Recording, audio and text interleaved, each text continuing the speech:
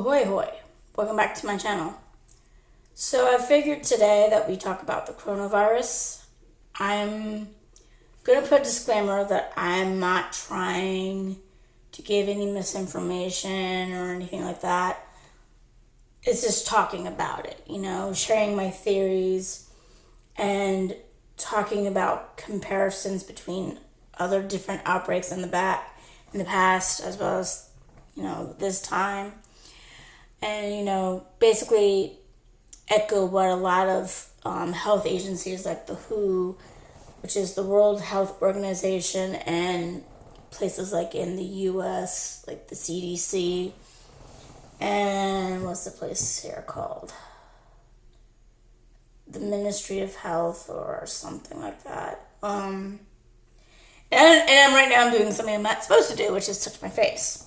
But that's probably going to be the hardest thing for me to do with this virus because my face itches and I'm just, as you can see.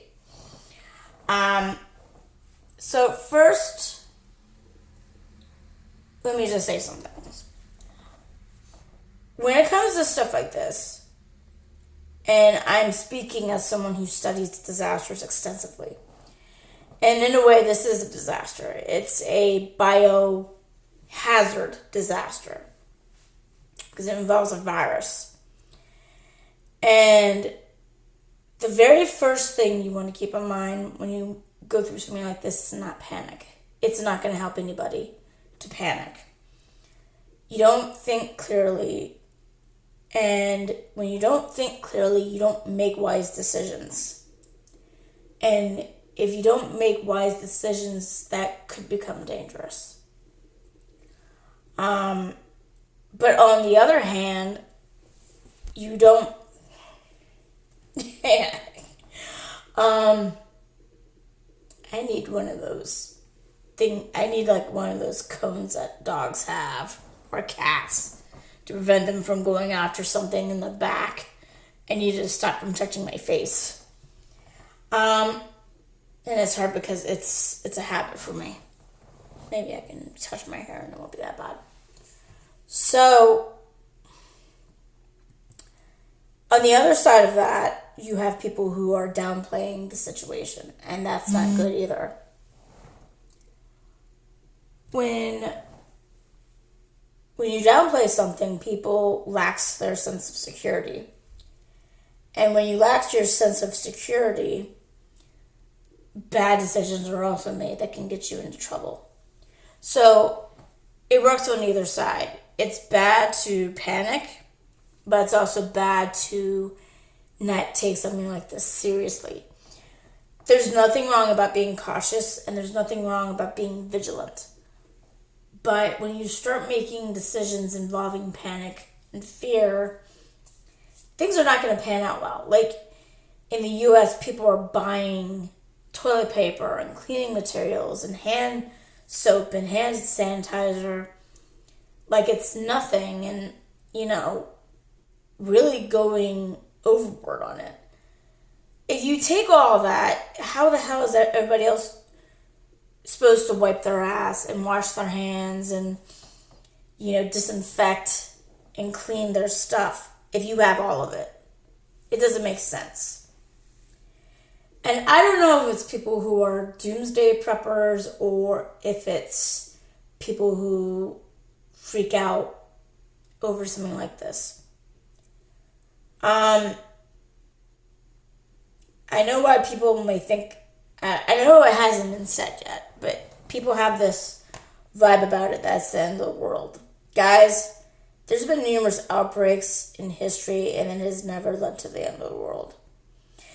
What it has led to is a big decrease in the human population, but it has not led to the end of the world.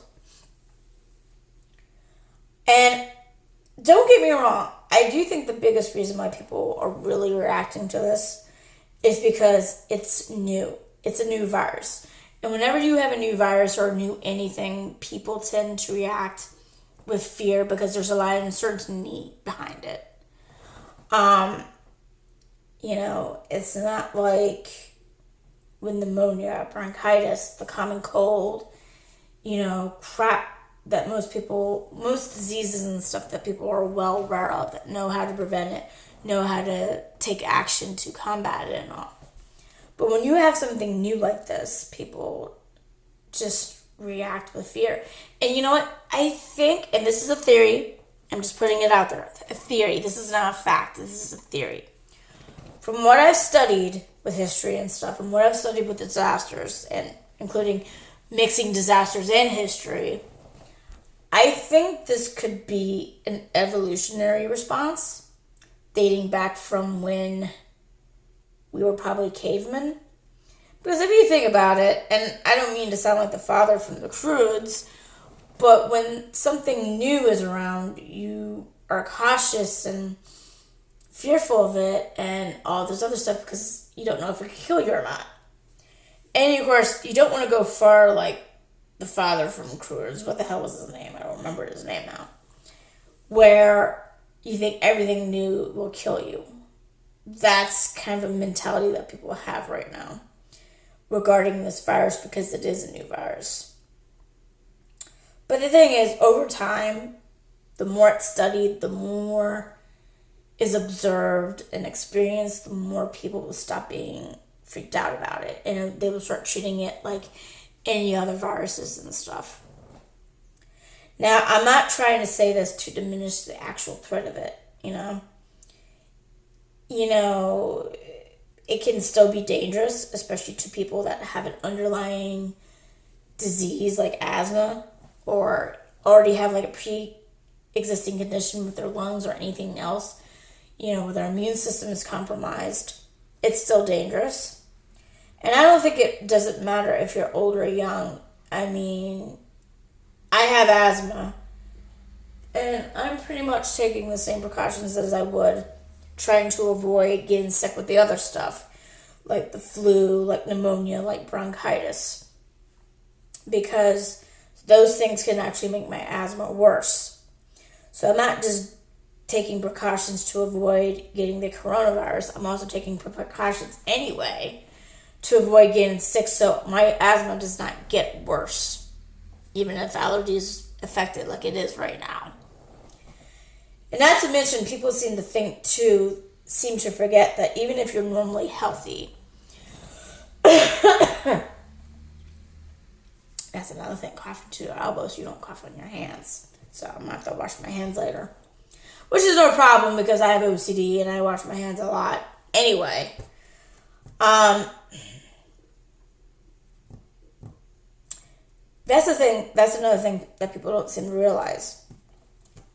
I know some people out there don't want to take climate change seriously. But the thing you don't understand is, and I'm speaking from a viewpoint of someone who studies disasters, who studies history and all this other stuff. Not to mention personal experiences. When you have weather changes a lot, it affects your immune system. Like right now in Sweden, where I live, it's snowing and raining at the same time. And when you have that fluctuation of weather, even within a day, that does a number on your immune system. Because your body's trying to figure out, am I supposed to protect against the summer and the spring? Or, it's trying to figure out what season to protect against, But if you keep having weather that mixes weather from different seasons, then you start to have a problem. Now, don't get me wrong. If you're having a mild winter, you tend to have rain anyway. Trust me. We can have rain up to 30, 40 days here in Sweden during a mild winter. So, but then again, I don't think it's common to have rain and snow in the same day like we are having now. As it's snowing right now and it was raining earlier. Because the thing is, if it's warm or it has a certain weather pattern one day, pollen starts to be released by the trees and grass. And then it snows and then it's going so, yeah. But minus the climate change arguments and all this stuff, because I don't want this to become political. You have to take in consideration when you have a change in weather that quick, it does something to your immune system, and therefore makes you more prone to getting viruses because your body's already compromised by the shift in the weather that's causing your body to shift with its immune system. And don't get me wrong, the weather's not the only thing that caused this. As I learned, which actually set me on the road to getting asthma, was I was very overactive at one point when I was younger, like 14. And there's a reason why a lot of health organizations and a lot of health departments around the world only say exercise at least 3 hours a week, 3.5 hours a week. It's because if you do too much, that also compromises your immune system in a way. Because say you were active for weeks and then all of a sudden you get sick or you lose your ability to do something, your exercise activity decreases a lot, that's also going to be a dip in your immune system that's going to make you prone to getting sick. Case in point, when I was 14 years old, I was doing 17 hours of physical activity at one point for about a month. I was doing about 10 hours of soccer practice, or I was doing about 10 hours of soccer and by doing like 2 hours per day for 5 days a week, and then on top of that, games and stuff.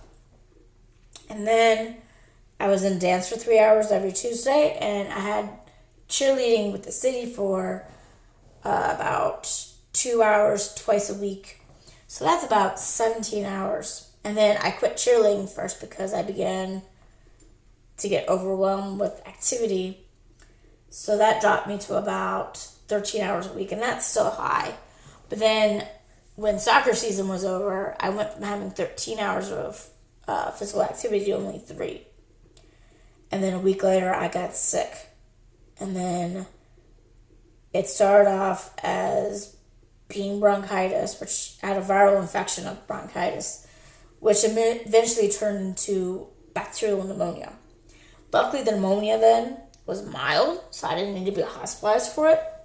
But I'm giving you guys an example that even if you're normally healthy, you have no pre-existing conditions, bear in mind a change of weather and change of physical activity is enough to cause your immune system to be compromised. So you gotta be really careful. All right.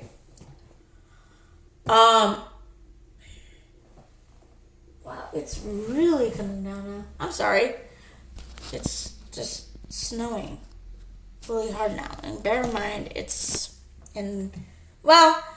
actually kind of normal for here to have snow this late in the year. Sometimes we have it in April, and other times we have it in May. But northern Sweden gets more snow in this time of year than we do.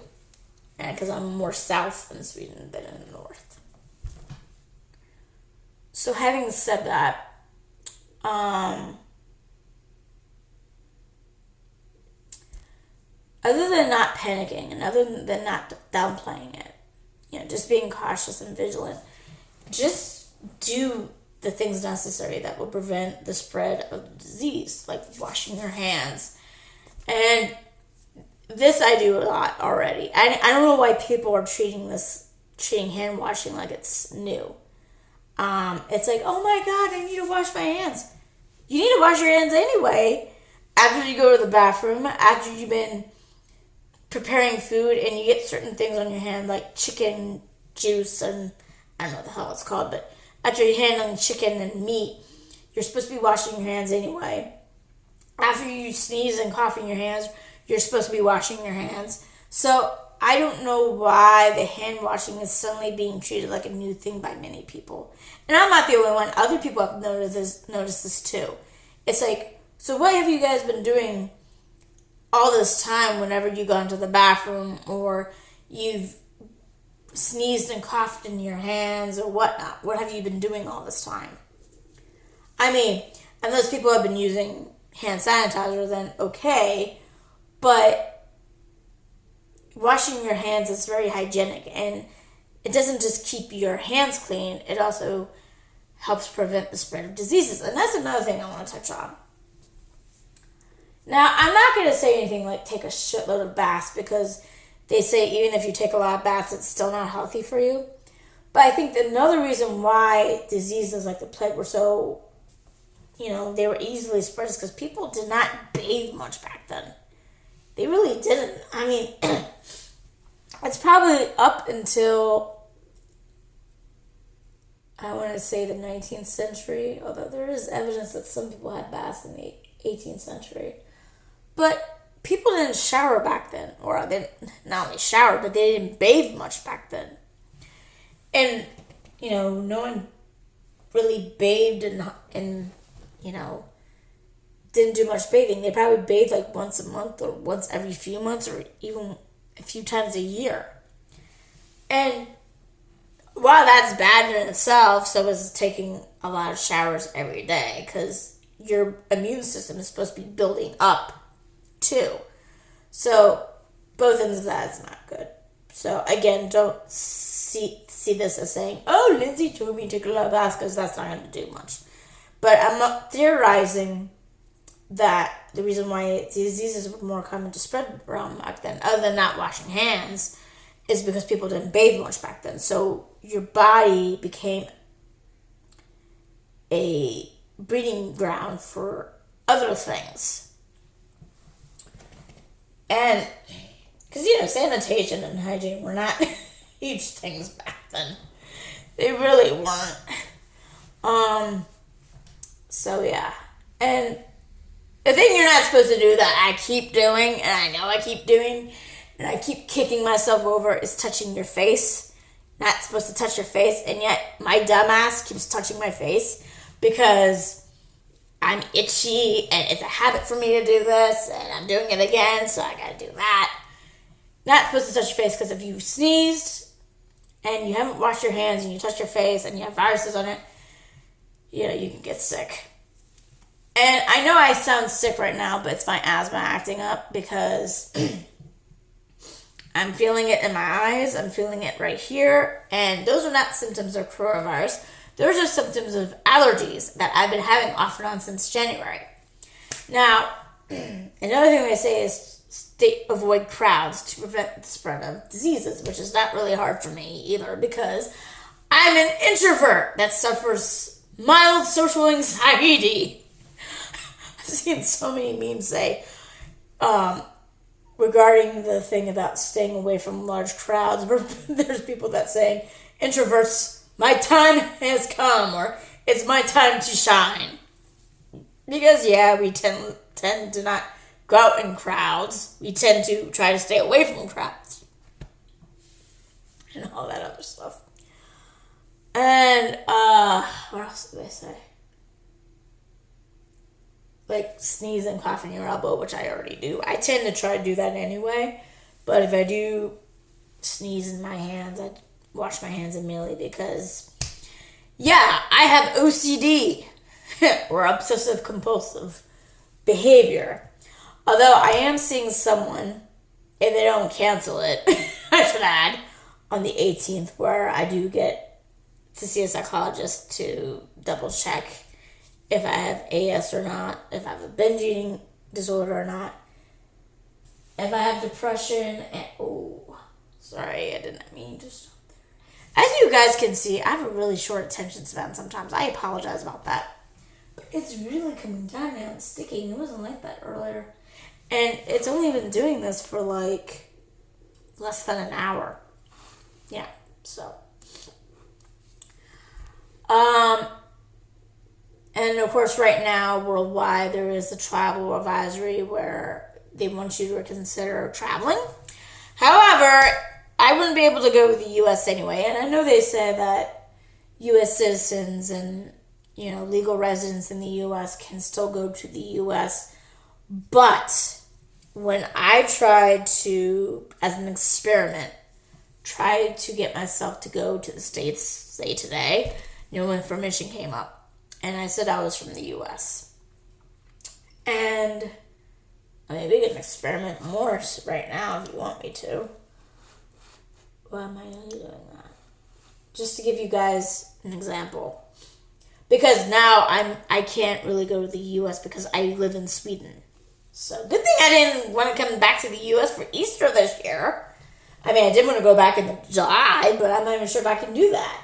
I mean, I know the travel ban right now from Europe, with the exception of the UK for some odd reason. I know they said it's only going to be 30 days, but I doubt that's going to happen. I think the travel ban is going to be extended. So, let's see here. I try to get you guys to watch with me. I don't know how well you can see that, but okay. So right now, I'm on. I'm so sorry, guys. My thing sucks. Okay, so you can somewhat see it now. For some, so, it didn't ask me this time. But they are talking about the coronavirus and booking options and flights to and from the U.S. So I'm going to do that. And this was updated today. It's only available in English. I like what they say ahead. We're currently experiencing high call volume, so please check the facts section before contacting us directly. Well, we don't need that from me. So just in case you don't know much about the travel ban between Europe and the U.S., from March 4th. When are they including today? Oh, I just read it.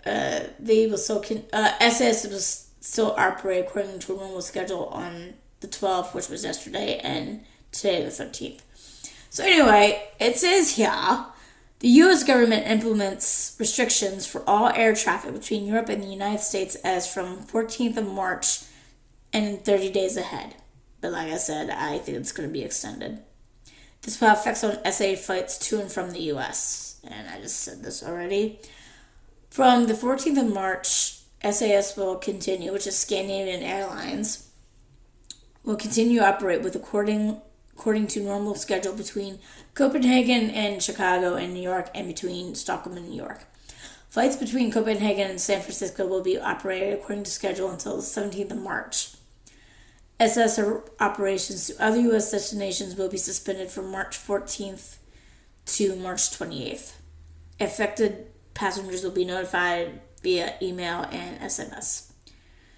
And blah, blah, blah, blah, blah, blah, blah, blah. I don't know how... I know I have an audience in Sweden,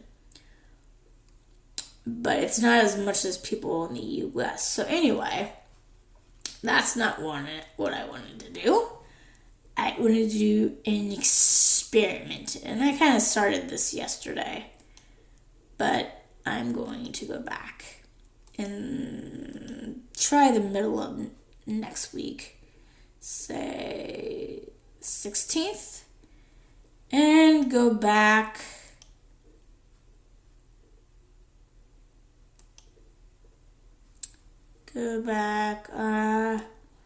make it a 2-week trip.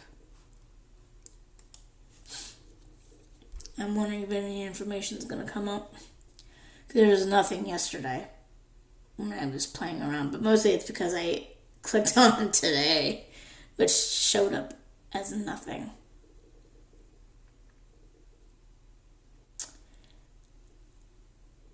Yep.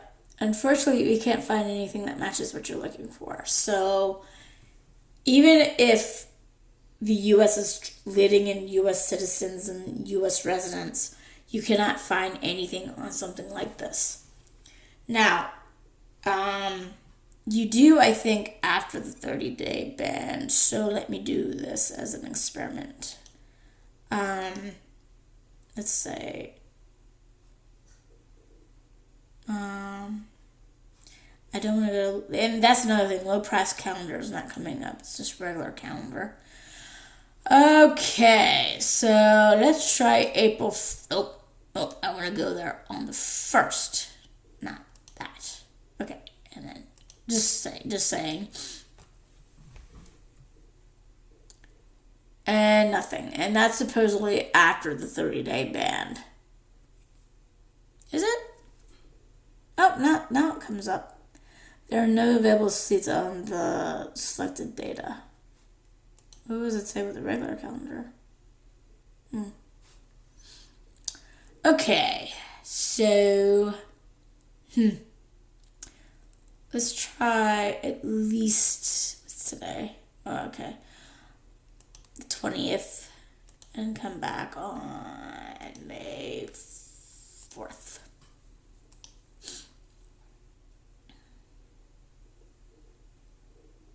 So that time I got results. It's actually fairly cheap. Compared to the summertime that I was looking at. But then again, it's usually expensive to travel during the summertime. So yeah, you have that. And when I looked up travel information from the U.S., not Sweden, but from the U.S. to places like China and Italy, it's been completely restricted. So yeah.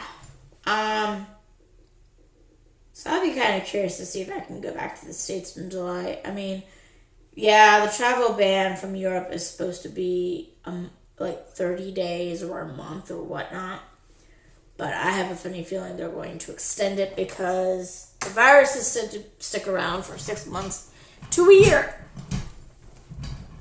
So my plans in the summer might be canceled. So as for what's going on right now in Sweden, I'm trying to get back on topic a little bit with the advisories they mentioned, because I think I forgot one, which is about right.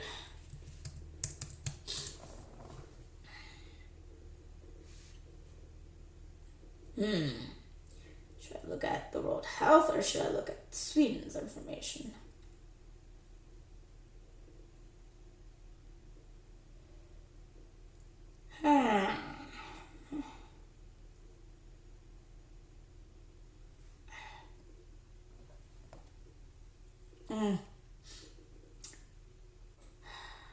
Let me go to CDC.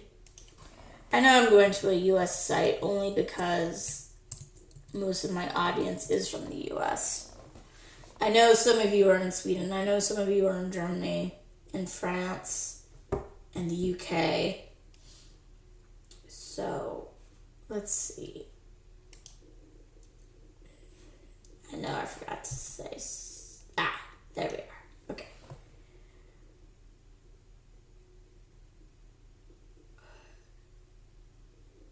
So, there's to add to what I said already, there's no vaccine currently to prevent the coronavirus or COVID-19.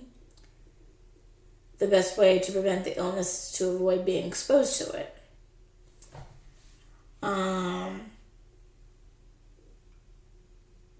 So they say clean your hands often, and they say do it with soap and water for 20 seconds, especially if you've been to a public place, blowing your nose, coughing, sneezing, and adding to this. I know it won't stop.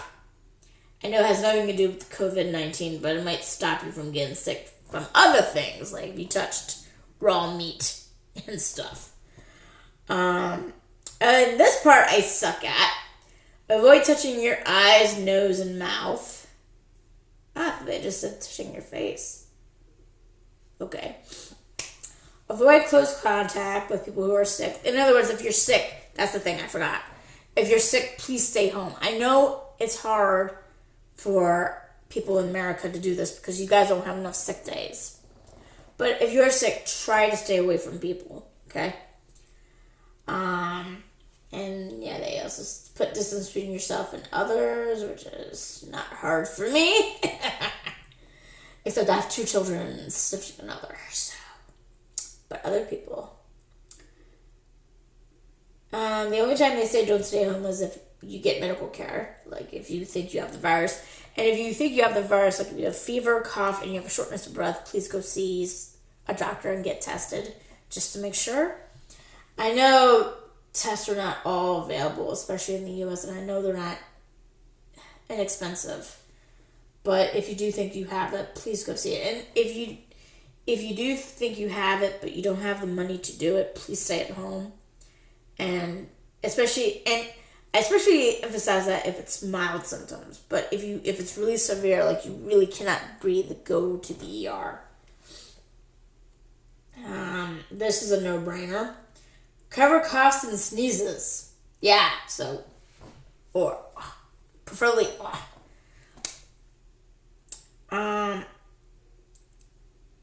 although they actually did say cover your mouth and nose with a tissue or use the inside of your elbow. Well, you guys saw me do that earlier. Throw used tissues in the trash. Duh. Merely wash your hands with soap and water for at least 20 seconds. If you are not near a place where you can wash your hands, you can use hand sanitizer.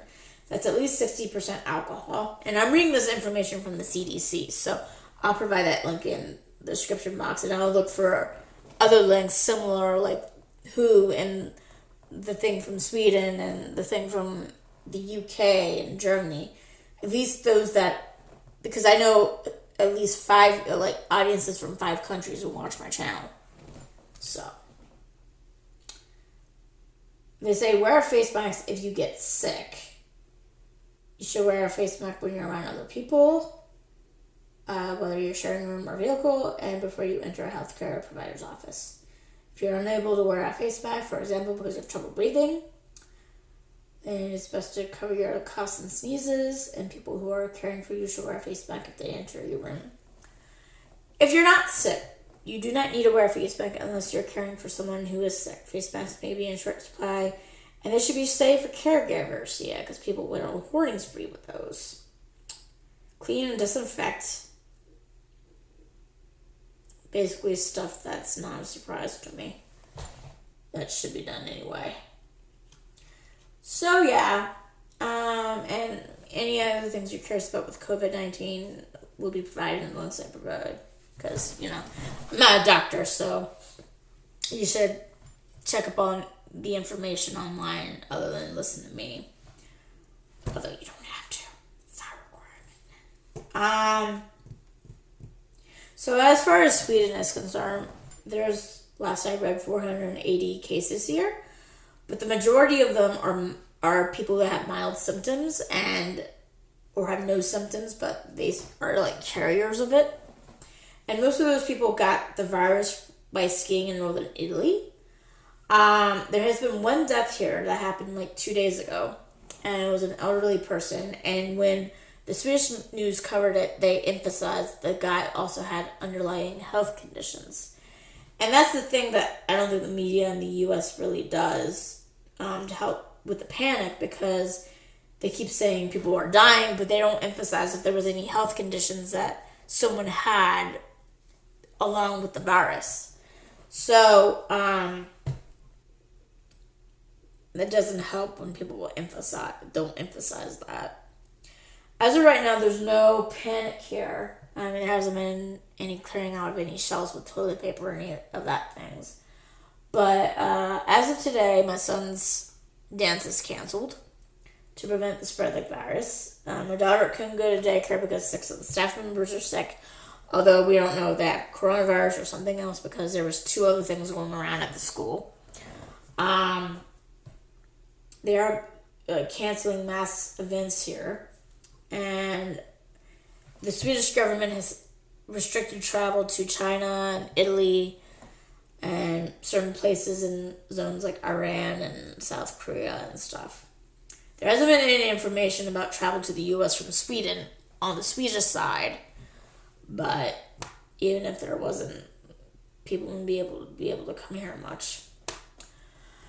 So yeah. So just take precautions, be vigilant, do what the health places are recommending.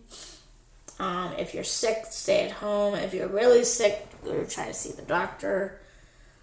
And most importantly, don't panic, but also don't downplay this like this is nothing. That's all I gotta say about Corona. Again, as far as I know, I'm fine. I know I don't sound fine, but I have asthma, so I am taking precautions myself like I would normally do if I didn't want to get bronchitis, pneumonia, and all this other stuff. So a lot of this stuff is not new for me because I have to prevent myself getting sick because that'll make my asthma worse. So yeah. So I don't know if I want to ask you guys like a video about this, but if you like it, go ahead and like it. If you subscribe, I'll be delighted, and I'll see you guys later, and take care of yourselves. Bye-bye.